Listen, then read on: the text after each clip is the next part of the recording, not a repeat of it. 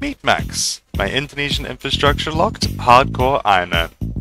After burning out, almost maxing my main 2 years ago, plus surviving countless disconnects and power outages, I bring you my first hardcore Ironman progress video. This will be a quick summary and reenactment of my progress from 2019 to now.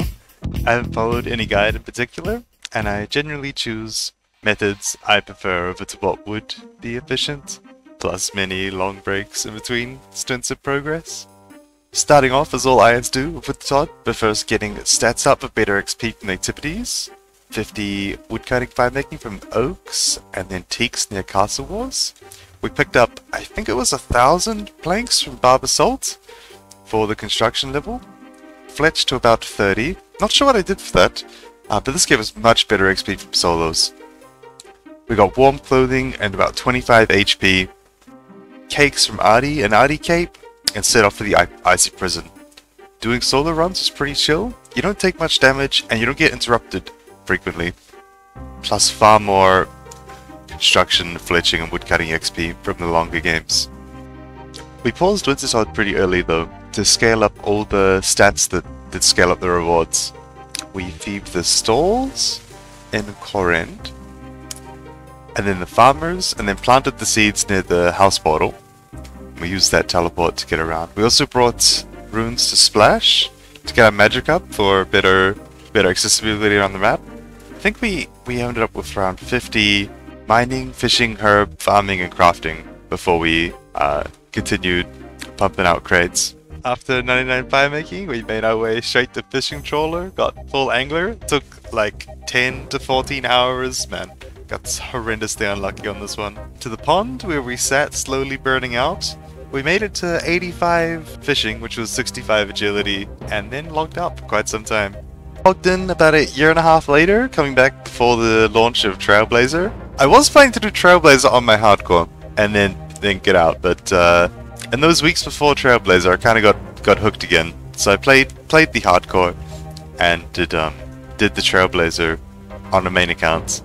In preparation for AFK on the side of a league, we got out a bunch of merely upgrades, including a pay-to-win torso, thank you BA Services, Dragon Defender, Dragon Skim, Needs Helmet, and we also blasted quests to Addy Gloves. It's around 150 quest points. We spent a lot of time at Mullet Mine, got 75 plus mining, with a ton of supplies. Probably have a 65-70 smithing bank from that. We also sat at Sandcrabs for a ridiculous amount of time. I think the only other notable thing I did during that time was my full pest control grind for an extra 400 points for the elite eventually. And during that we cut and feathered 200,000 arrow shafts. So there's like 85 plus fletching banked for when I get the coin to add the heads, arrow heads. Post leagues we stopped again, pausing until Temporis boss came out. I don't know what it was about fishing boss, but I don't know, I logged in and gave it a spin. It was pretty fun. And then I don't know, just kind of got hooked again, I guess.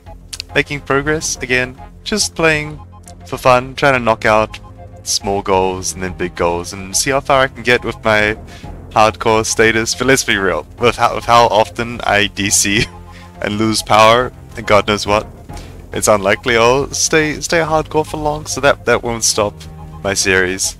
If anything, it'll be liberating, being able to do all the content with such a permanent penalty. Here's a view of the bank so far. Lots of different currencies here. We've got enough Stardust for the mining ring. Got half a graceful set banked up. 69 agility at the moment, so probably at 72, 73. Onto the runes here, nothing too special. Tome of Water perhaps. We never got the Tome of Fire from Wintertodd, it was 400 pages there. The gear setup, lots of melee upgrades coming soon. Then prayer gear, Black Mask. Oh, we got Black Mask and Dehide, and 520 KC from Cave Horrors. So that's pretty decent. Mage gear is looking a little sad. Not sure how I'll get my first Zora kill for the Western Province Hard Diary. That was difficult enough on a main. Equipment, skilling equipment tab, few sets, full spirit angler, rogues, prospector, nothing too crazy here. And then skilling supplies, got a solid amount of fish and all is banked up thanks to Temporis. So it's like 82 fishing, probably 70 smithing, and over 85 fletching banked. I'm not sure where I'll be getting the bowstrings for those 4,000 new longs there. Maybe tempo trekking? And probably use the spirit bait for anglerfish for late game PPM. Also a good chunk of fossils there, which will turn into prayer lamps fairly shortly. I think you get like 150k XP in a skill from handing in all the fossils. Seeds tab, we've mostly run through all of the tree seeds that we found through Wintertod and birdhouses. Only got 7 Hesperia seeds left, so man, I hope I get this compost bucket for 20 KC or at least early. Gonna work through those herb seeds later on after the bucket, just to save myself having an aneurysm. Herbs here, about 900 herbs in total.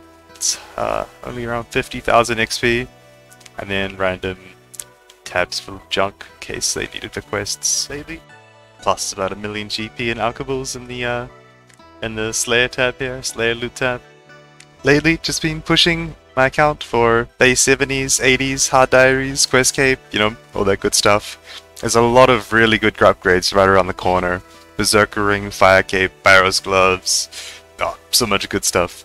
Pretty exciting times to be just escaping this early game. If you'd like to see more progress videos on my account, subscribe, perhaps check me out on Twitch. Backseating and questions are always welcome. Still fairly new to this game mode. Just taking it easy as I progress through it. Anyway, thanks for watching. See you next time.